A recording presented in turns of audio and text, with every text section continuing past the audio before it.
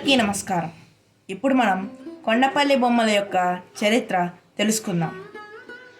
రాజస్థాన్ నుంచి తరతరాల క్రితం వలస వచ్చిన నిపుణులు ఈ కొండపల్లి బొమ్మలను రూపొందిస్తూ ఉంటారు.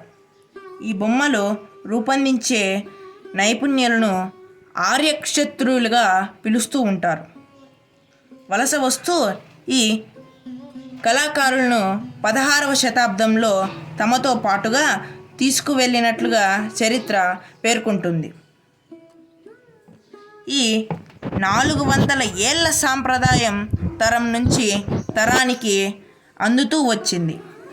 ఈ క్రమంలో కొండపల్లి బొమ్మలు కాలనీల్లో కుటుంబ సభ్యులు వంటి పిల్లలు అందరూ ఈ కొండపల్లి బొమ్మలను తయారు చేయడం మొదలుపెట్టారు.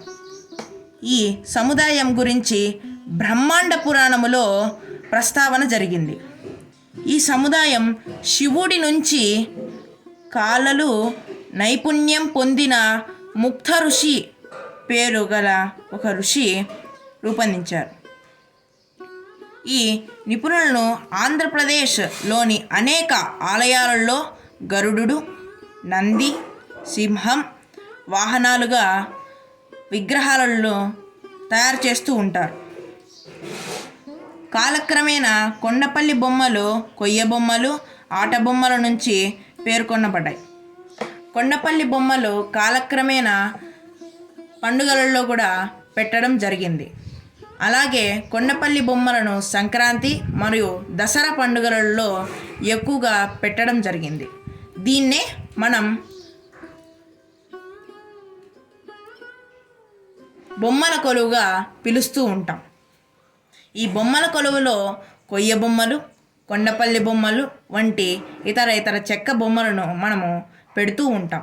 దీన్నే మనం దైవంగా కూడా పూజిస్తూ ఉంటాం. కాలక్రమేణా ఈ కొండపల్లి బొమ్మలు, చెక్క బొమ్మలు వంటి ఇతర బొమ్మలు ఇవి అంతరించబడుతున్నాయి.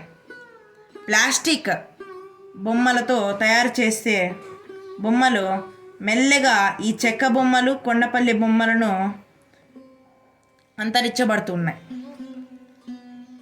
ఈ కొండపల్లి బొమ్మలు ఎవ్వరికి మెల్లగా తెలియకుండా పోతున్నాయి. ఈ కొండపల్లి బొమ్మలు ఏంటో, దీని చరిత్ర ఏంది మరియు దీని గురించి తెలుసుకునే వాళ్ళు మెల్లగా తగ్గుతూ వస్తున్నారు. మీ అందరికీ ఈ కొండపల్లి బొమ్మల యొక్క చరిత్ర నచ్చితే లైక్, సబ్స్క్రైబ్, షేర్ చేయండి. అందరికీ నమస్కారం. కృతజ్ఞతలు.